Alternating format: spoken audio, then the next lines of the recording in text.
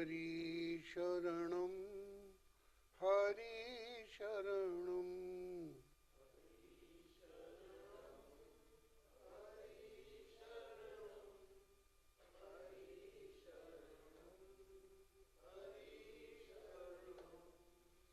हरि शरणं हरि शरणं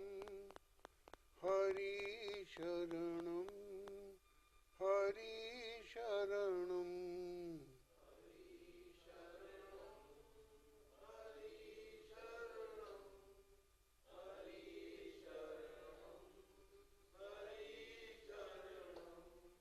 हरि शरणं हरि शरणं हरि शरणं हरि शरणं हरि शरणं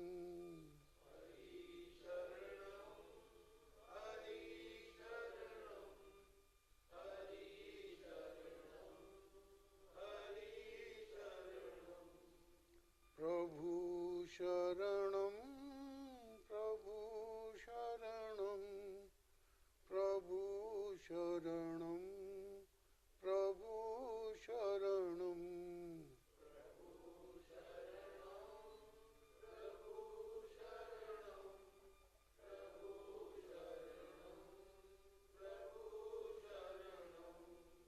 प्रभु शरणं प्रभु शरणं प्रभु शरणं प्रभु शरणं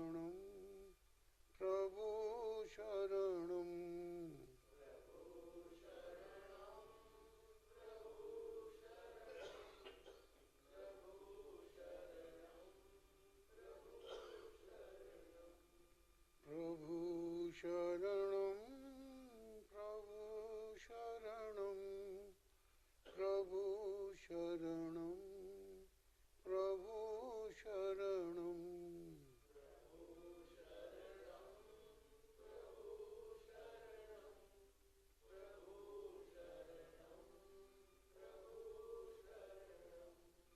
गुरु शरणं गुरु शरणं गुरु शरणं गुरु शरणं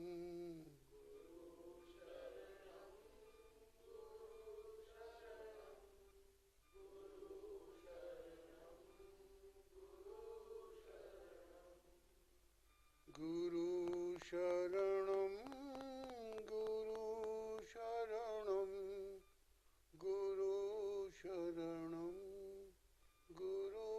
शरणं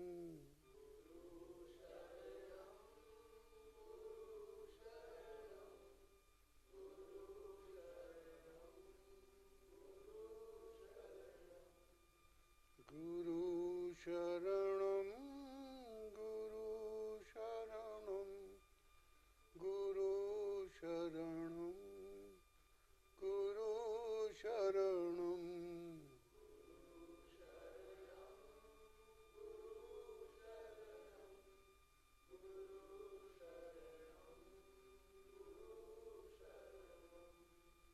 हरि शरणं हरि शरणं हरि शरणं हरि शरणं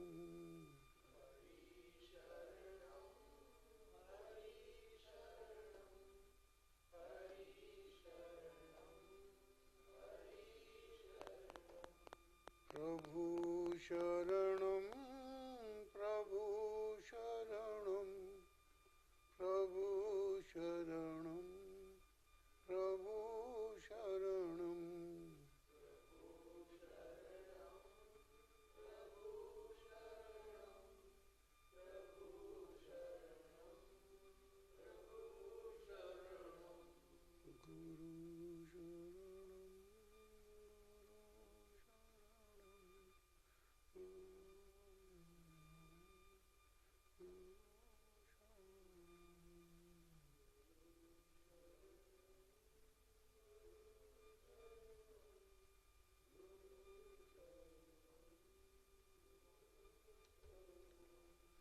सच्चिदानंद रूपाय विश्वोत्पत्त्यादिहेतवे तापत्रय विनाशाय श्री कृष्णाय वयं नुमः। श्रीहरिं परमानन्दम् उपदेष्टारम् ईश्वरं व्यापकं सर्वलोकानां कारणं तं नमाम्यहम्। कारणं तं नमाम्यहम्। कारणं तं नमाम्यहम्। बोलिए सच्चिदानंद भगवान की।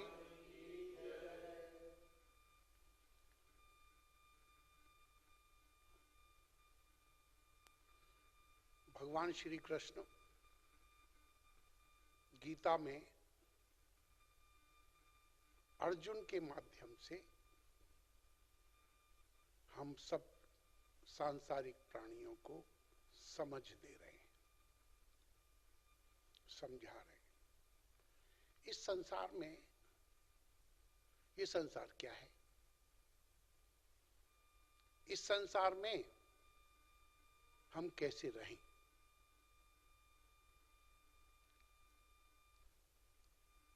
प्रश्न हुए हैं उपनिषदों में कि भगवान ने इस सृष्टि क्यों बनाई। इतनी समस्याएं हैं, दुख हैं, हमारा मन मुताबिक होता नहीं, करते कुछ है, होता कुछ है। इस सृष्टि क्यों बनाई? तो भगवान ने, जिसे हम पार ब्रह्म परमेश्वर कहते हैं ना, भगवान से भी ऊपर, उन्होंने ये सृष्टि, वो एक ही है, सृष्टि बनाकर भी एक है और सृष्टि से पहले भी एक ही है, वही सब कुछ है। दृष्टांत दिया गया है कि नृत्य या नर्तक क्या है। जब नर्तक नृत्य करता है तभी तक नर्तक है और तभी तक नृत्य है। न तो नृत्य कुछ है, न कुछ नर्तन कुछ है। जितनी देर वो नृत्य कर रहे हैं, नाच रहे हैं, वह तभी तक नर्तक हैं, अन्यथा वो हैं। तो ये सृष्टि बनी, सृष्टि कोई और नहीं है, पूरी की पूरी परमात्मा का विलास है। विलास माने खेल। क्या है? ये परमात्मा का विलास है, खेल, माया। उसने बनाया अपनी मस्ती के लिए। बच्चों को आपने देखा होगा खेलते हैं, बोले क्या बोला, कुछ नहीं खेल रहे। ये सृष्टि परमात्मा का विलास है।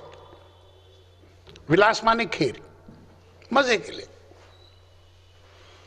और वही परमात्मा, एक शब्द आता है, आप आगे जाके सुनेंगे, अभिन्न निमित्तोपादान।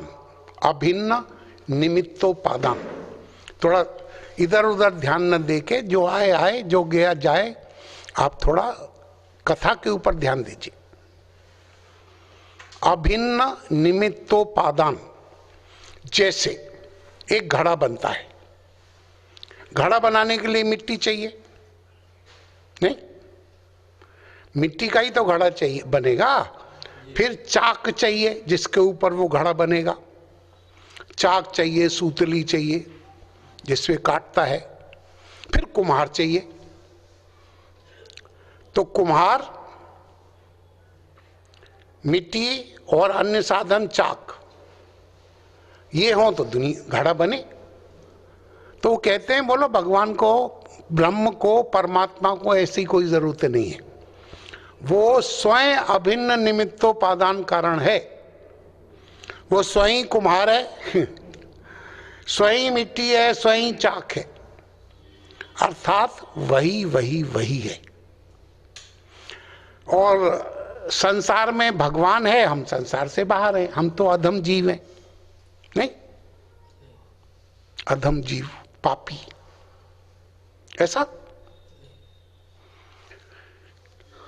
इस सृष्टि का कण कण, हमारा शरीर तो 3.5 हाथ का है ना, इस सृष्टि का कण कण परमात्मा के अलावा कुछ नहीं है, सब परमात्मा है। वाणी में भी आया है, गुरु नानक देव जी महाराज कहते हैं सब गोविंद है, सब गोविंद है, गोविंद बिन नहीं कोई। सब। तो भगवान साक्षात समझा रहे हैं, हमें समझ दे रहे हैं कि संसार में हमको कैसे जीना है, कैसे हम जिए कि इस सृष्टि के विलास को अर्थात खेल को खेल समझकर हम खेलें। अभी तो हम आबद्ध हैं।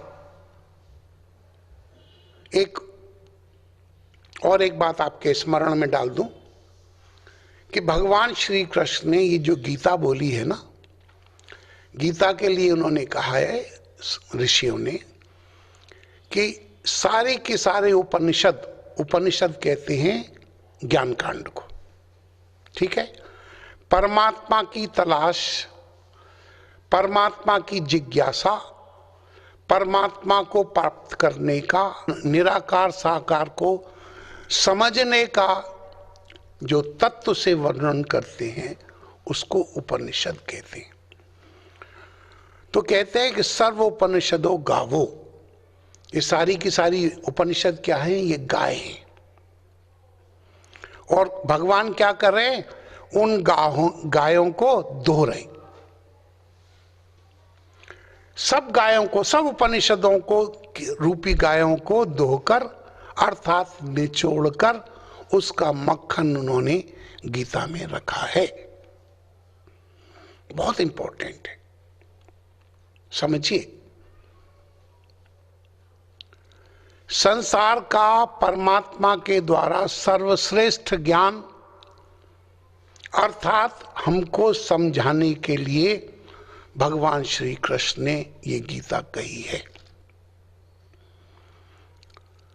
इसमें उन्होंने कहा कि हमारे एक शरीर में, इस पूरी सृष्टि में ही ले लीजिए आप, लेकिन समझने के लिए चूंकि हमको दुख सुख हमारे शरीर में लगता है, शोक मोह हमको अपने शरीर में लगता है, विषाद हमको अपने शरीर में है, अन्यथा तो जो पिंडे सो ब्रह्मांडे। तो यहीं से समझने की चेष्टा करते हैं। संसार को हम क्या समझेंगे, पहले हम अपने को समझें। तो भगवान यहीं से शुरू करते हैं अर्जुन को। बोले कि अर्जुन, इस शरीर में एक तो शरीर है और एक शरीरी है। ध्यान होगा आप लोगों को, इस शरीर में एक शरीरी है और एक शरीर है। शरीर विनाशी है और शरीरी अविनाशी है। उसका तीनों काल में नाश नहीं होता। और मैंने आपको बताया था कि तीन चीज अनादि हैं, जीव, जगत, जगदीश। एक मुंडक उपनिषद है, बहुत उसकी 11 उपनिषदों में उसको लिया जाता है, बहुत प्रसिद्ध उपनिषद है। उसमें 3 भाग किए गए हैं, 3 खंड हैं उसके। उसका तीसरे खंड का प्रथम श्लोक है, थोड़ा ध्यान से सुनिए। सुनेंगे लाभ होगा, समझेंगे अतीव लाभ होगा। वो कहते हैं द्वा सुपर्णा सयुजा सखाया, द्वा सुपर्णा सयुजा सखाया समानम वृक्षम परिश्व जाते। दो पक्षी, द्वा दो, सुपर्णा पक्षी, सयुजा साथ साथ, सखाया एक दूसरे के मित्र हैं, सखाए। द्वा सुपर्णा सयुजा सखाया समानम वृक्षम परिश्व जाते। इस संसार को पीपल का वृक्ष माना है। क्या माना है? और इसकी जड़ें कहां हैं? ऊपर। ऊपर माने ब्रह्म में, ठीक है, ये उल्टा है। और इसके फल फूल पत्ते तने वगैरह सब क्या है? ये संसार है। ये संसार को एक पीपल के वृक्ष की उपमा दी है। इसकी जड़ें ऊपर हैं। उस वृक्ष पर समानम वृक्षम, एक ही वृक्ष पर, ध्यान से सुनिएगा, बहुत कुछ क्लियर हो सकता है अगर आपका थोड़ा भी बुद्धि हो तो, एकाग्र हो तो। समानम वृक्षम, एक ही वृक्ष पर परिश्व जाते शरीर का आश्रय लेकर रहते हैं या एक ही वृक्ष पर रहते हैं। ठीक है, एक ही वृक्ष पर दो पक्षी मित्र भाव से, सखा भाव से रहते हैं। ठीक है, अभी दो पक्षी कौन है? एक है परमात्मा और एक है जीव। भगवान ने कहा ना, इसमें शरीर ही अविनाशी है और शरीर क्या है? विनाशी है।